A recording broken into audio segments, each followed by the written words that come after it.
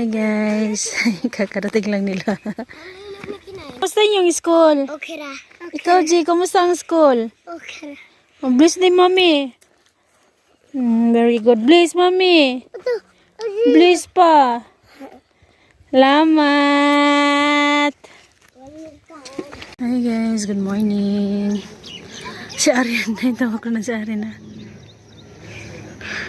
Nauna na siya doon, layo niya na yun ah. Bye! Tarong og school ah! Dumating yung sundo ni na Arian. Ngayon lang talaga kasi yung hindi kasi sila pwede dumaan dyan sa daanan, sa kalsada namin dito. Kasi ginagawa yung kalsada namin dito guys.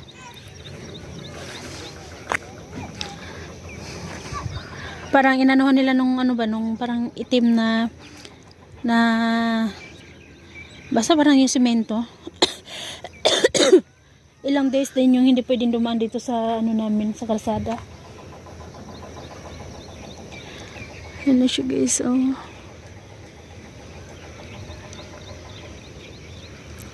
Tsaka guys, yung weather natin ito din, oh, hindi maganda. Ayan, dahil para siyang uulan. Time check dito sa Nepal is 9:55. Yung ibon. So, ito yung weather natin. Malamig siya.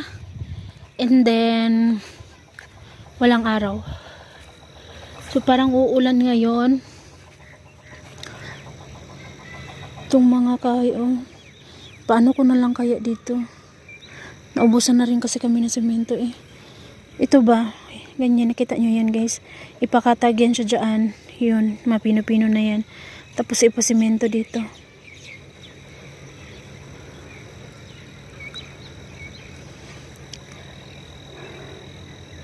May ano pa kami, may buhangin pa kami, pero yung simento wala na.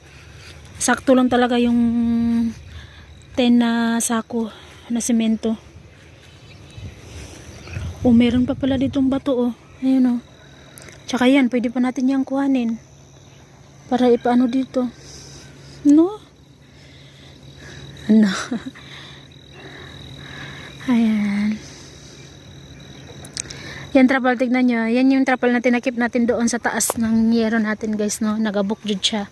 Napino-pino dyan siya. Pero kukunin natin yan dyan guys, no. Hindi natin yan pababayaan dito. Ito yung mga to. Pupulutin natin yan. Kasi, syempre, sa ano to eh. Yung, tawag dito eh. Itong lupang to dito is kay Tsulubaba to. Buti nga eh, pumayag siya na dito itambak yung bricks eh. Kasi kung hindi, dahil no, mahirapan tayo pag doon sa harap ng bahay ilagay yung bricks. Dahil hakot-hakutin pa nila yung oras ba. Ayan.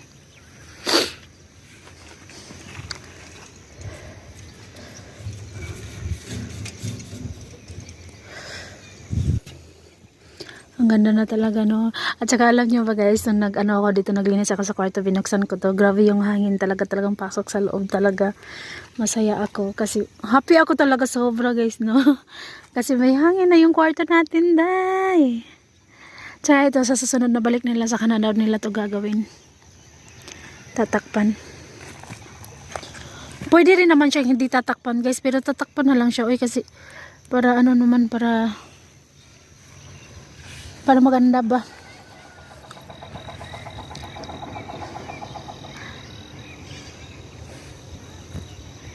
So guys, good morning, mapakita lang tayo. So ayan, pag nakaharap yung camera, hindi maganda yung camera guys, no. Marami kasi siyang abog sa loob eh. Pero pag kailangan mo itong buksan, kailangan mo pa magpunta doon sa ano ng pagawaan ng cellphone. So, mahal din yung bayad ay, no. So, kaya yung cellphone ko, pag nakaharap doon yung video niya, okay, maganda naman. Pero pag sa ganito, is medyo malabo talaga. Madalas, ano nga, nagbablurred nga siya eh. So guys, bumalik parang kahapon. Kahapon ang ganap natin kahapon guys, nung naglaba ako. Tsaka hindi ko siya natapos lahat. Natapos ko lang isang planggana. Oh, dahil wala ring tubig ba, hindi nga naglalabas ng maraming tubig yung balon. And guys, si uncle Naalala nyo yung kapitbahay namin dito guys. Ito lang yung kapitbahay namin, yung auntie na ka-close ko. Si uncle is ano niya, umalis na kahapon guys. Ay, alam mo yung habang nag-uusap kami ni auntie kahapon. Nag-usap lang kami saglit, parang nagano lang siya na yung host pakiabot sa kanya. Ganun. So, nag-usap lang kami saglit. So habang naglalaba kasi ako kahapon, sabi niya sa akin, Bari, pwede pakisuyo, pakiabot yung hose. Ganito kasi talaga kami dito guys eh. Minsan naman kami yung nakikisuyo sa kanila na pakibuksan yung nung switch ng tubig pag mag-iigib kami, yung ganun. So, minsan naman pag sila kailangan nila ng hose, pag andito sa amin yung hose, ibibigay din namin sa kanila. At saka madalas guys, pag nag-iigib ako dito, talagang inaano ko na lang sa bakod nila yung hose para hindi na sila mahirapang magtawag-tawag ba. Ganun. So guys, kahapon umalis na si uncle, yung asawa ni auntie. Naiyak si auntie guys eh. Talang alam nyo yung habang nag-usap kami ni auntie, binaling niya yung tingin niya doon, ayaw niya ipakita sa akin. Pero umiyak siya, nakita ko siya, umiyak siya. Na parang bumalik sa akin yung niya guys, bumalik sa akin yung kakaalis lang ng asawa ko. Wala pang 1 month yung asawa nung pag-alis ng asawa ko, no. Nakakaiyak.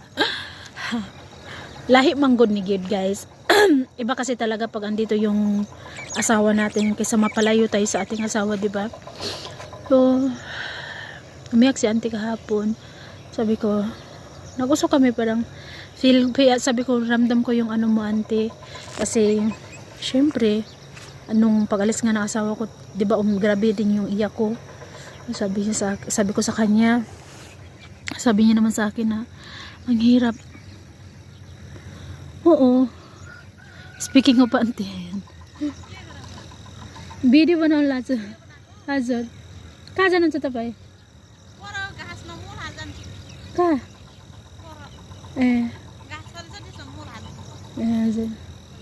खाना भयो अंकल कतना पुग्नु भयो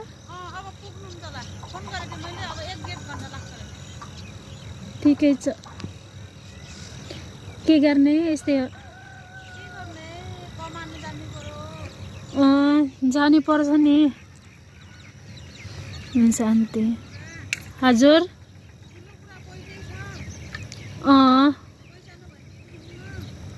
हजुर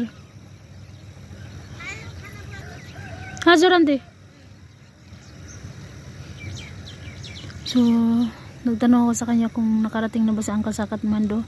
Sabi niya oo, nakarating na daw. So yung punta ni Uncle sa Saudi ni auntie? Saudi ke Dubai? Dubai ya? ठीक छ के काम हो आन्टी हजुर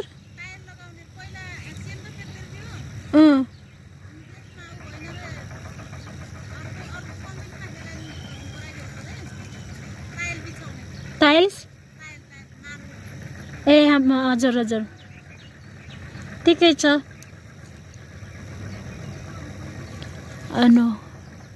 daw guys, yung unang in-apply na uncle is construction, tapos hindi daw yung na-cancel daw yun, kaya yung niya ngayon is parang lang daw ng tiles.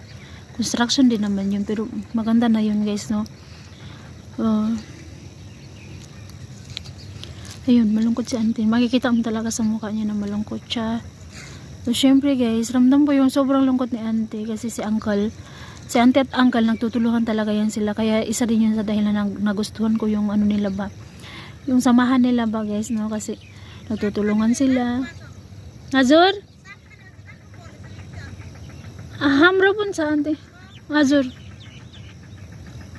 sabi niya, niyaya niya ako kung gusto ko daw kumain ng mustasa, kuha lang daw ako sa kanila. Sabi ko sa amin meron din naman, kahit papano meron pang natira sa amin mustasa namin. So yun guys, kasi si auntie at uncle kunwari taniman ng palay, si uncle yung tagabuhat ng palay, lahat-lahat si uncle yung kasi syempre mahirap talaga yung trabahong bukid guys pag walang lalaki, pero kapag kasanay ka rin naman okay rin naman, pero mas maganda pag may lalaki guys, no? Lalo na sa pagdating sa pagbuhat-buhat, sako-sako na palay, magpa-tracer o okay lang yun. okay, anuhin natin yun guys, kaya natin yung mga babae yung magpa-treasure at saka yung tawag dito magbuhat ng palay.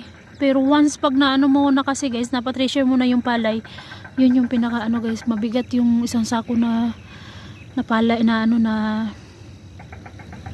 pinatreasure na palay. Mabigat, dadalhin mo sa bahay, akutin mo sa bahay.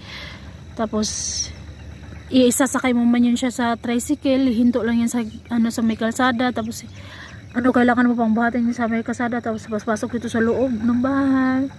So ang hirap kapag walang lalaki day sa bahay. So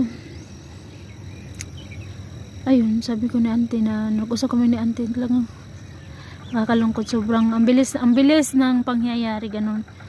So alam niyo ba si uncle guys, no, yung pag-alis ni uncle is yun siya, biglaan at saka hindi na daw talaga kaya na dito lang talaga kahit although nagwo-work naman si uncle dito sa pupunta siya sa Pokhara, at saka pupunta din siya sa Kathmandu, sa kahit saan basta may trabaho lang na construction din yung trabaho dito ni uncle, kasama nung papa ni na host to Dalagita.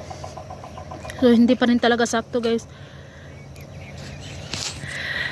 So yun guys, ito na lang muna yung ganap natin for today. Si RG nakapasok na rin sa school sa Ayman. Ngayon ay picnic nila ni Ayman. Kanina pa yung nakaalis sa Ayman, mag-alas 9. So ngayon ay nakaya 3 beses na yung papatay-patay yung kuryente natin. Saka may isa pang planggana akong lalabahan guys. Hindi kinaya ng power ni Inday yung paglaban ng lahat-lahat. Isang planggana lang talaga yung nakaya ko. Saka grabe yung pamaol ko dahil sa kamot ko. Sa kamay ba, pamaol. Pagbuhat-buhat nung ako sa linis sa loob. Tapos sabay mo pa ng paglalaban, nagluto pa. So grabe, kapagod. Pero okay lang guys, ang importante masaya ako. Yung pagod, okay lang yan. Makapagpapahinga ka rin naman. Pwede ka magpahinga, 'di ba? Pero basta masaya ako kasi naayos na yung bahay namin. At saka napataasan na siya ng konti. So masaya ako. So guys, hanggang dito na lang muna guys. Bye bye po everyone. God bless. Thank you for watching po guys. Bye bye po.